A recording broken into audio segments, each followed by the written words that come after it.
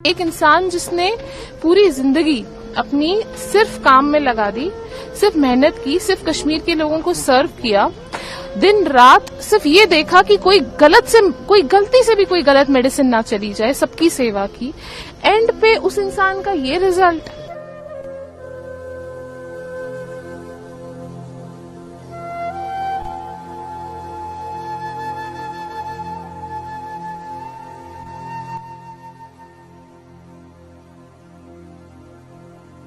नमस्कार।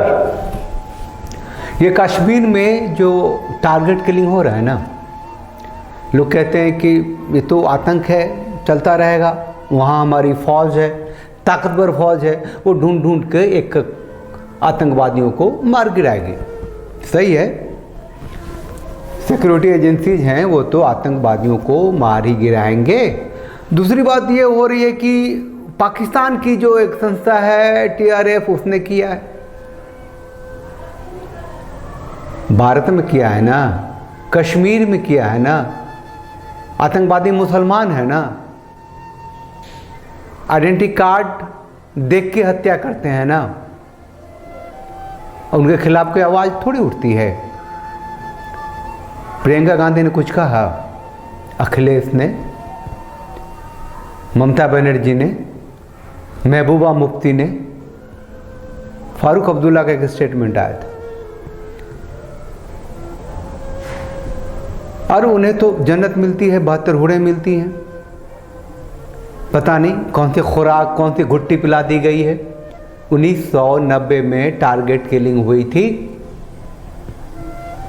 फिर अल्लाह अकबर के नारे लगे थे मस्जिदों से, पलायन हुआ था। अब जब धारा 370 वहां से खत्म हो गया है, वहां की कानून व्यवस्था ठीक हो गई है, सिटीजनशिप का कानून बन गया है, वहां लोग वापस जाने की तैयारी कर रहे हैं, बेचैनी शुरू हो गई है। ऐसा लगता है कि इस्लामिक सत्ता जो है हाथ से निकल रहा है। आतंकवादी कोई मुसलमान तो होता ही नहीं, आतंकवादी आतंकवादी होता है। भाई उसे पकड़ो, खत्म करो, क्यों फतिया पढ़ते हो उसके लिए।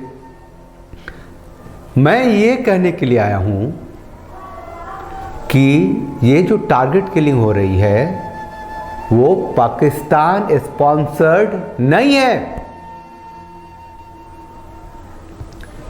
ये जो अलगाववादी आतंकवादी जो अपने देश में हैं, वो पाकिस्तान का साथ देकर ही आतंक करवाते हैं। उन्हें जड़ से खत्म करो ना।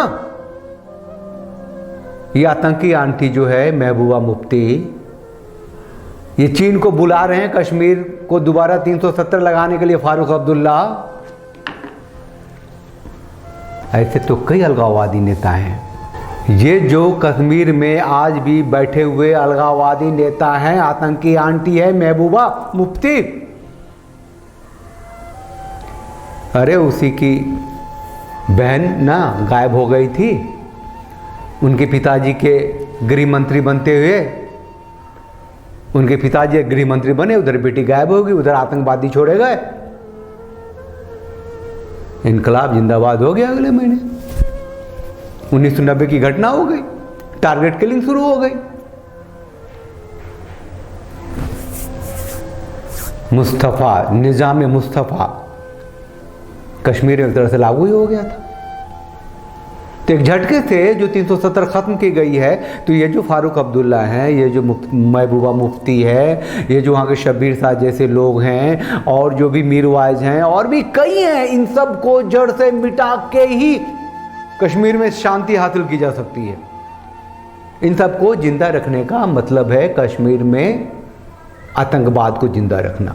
इन सब को जड़ से अगर नहीं मिटाया गया तो कश्मीर में शांति हासिल नहीं हो सकती। इस्लामिक सत्ता चाहिए, समझिए ना। उनके जुबान से कुछ भी ऐसा नहीं निकलता जिसमें कि राष्ट्रीयता हो, राष्ट्र की बात हो।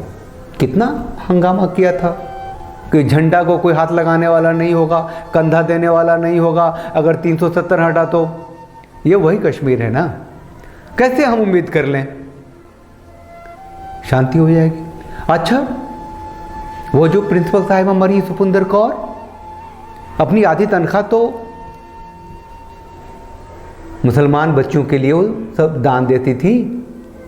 वो जो दीपक चंद मारा गया, उसके भाई ने मस्जिदें बनवाई हैं, मदरसे बनवाए हैं। अब कहते हैं उन लोगों को अफसोस होगा जब ये जानेंगे कि उसके परिवार के लोग, उसका भाई मदरसे और मस्जिद बनाता है, तो उन्हें अफसोस होगा कि किसे मार दिया। मतलब जो मदरसे बनाए, जो मस्जिद बनाए, वही जीने का अधिकारी है। कैसे कैसे लॉजिक लेके आ जाते हैं। बस एक बात कहने आया हूं कि जब तक कश्मीर में बैठे आतंकी, अलगाववादी, महबूबा मुफ्ती, फारूक अब्दुल्ला, शब्बीर शाह, मीरवाज जैसे लोग हैं और सैकड़ों की तादाद में हैं, जब तक उनकी मिट्टी पलीद नहीं की जाएगी, उनकी जड़ों को ख़त्म नहीं किया जाएगा, ये आतंकवादियों को शेल्टर देते रहेंगे, पनाह देते रहेंगे, उन्हें अपना मोरल सपोर्ट देते रहेंगे और जाने जाती रहेंगी। टारगेट किलिंग का मतलब ही होता है डर पैदा करना, सिहरन पैदा करना। कर रहे हैं वो जो भी प्लान बना रहे थे कि हम 2 महीने, 4 महीने, 6 महीने में जाएंगे, कागजात बनाने शुरू कर दिए थे। अपने वो जो ज़मीनें लूटी गई थी, जो घर जो चोरी कर लिए गए थे, सब दस्तावेज लोगों ने निकाले शुरू कर दिए थे। रुक जाएंगे, ठहरो, अभी साल भर और रुको, अभी कश्मीर शांत नहीं हुआ है, वो शांत होने ही नहीं देंगे। महबूबा मुफ्ती जीते जी कश्मीर को भारत का अभिन्न बनने देगी। जैसे उत्तर प्रदेश है, पंजाब है, हरियाणा है, राजस्थान है, बिहार है, ऐसे कश्मीर को बनने देगी। किसी को उम्मीद है फारूक अब्दुल्ला ऐसा करने होने देगा? मीरवाज जैसा होने देगा? वहाँ के अलगाववादी नेता ऐसे होने देंगे? उन्हें पॉलिसी के तहत उन्हें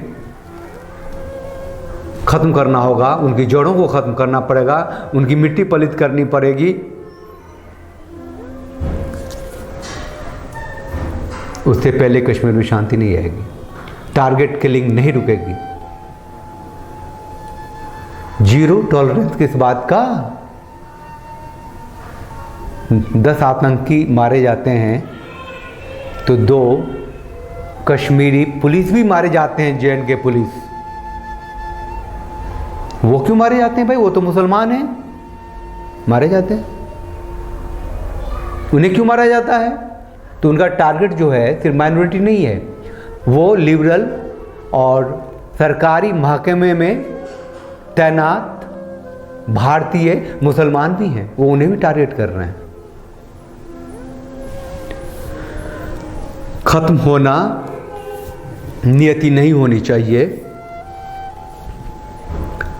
वो टारगेट किलिंग करके एक एक को चुनकर, मारकर, दहशत फैलाकर कश्मीर में अशांति बनाए रखना चाहते हैं।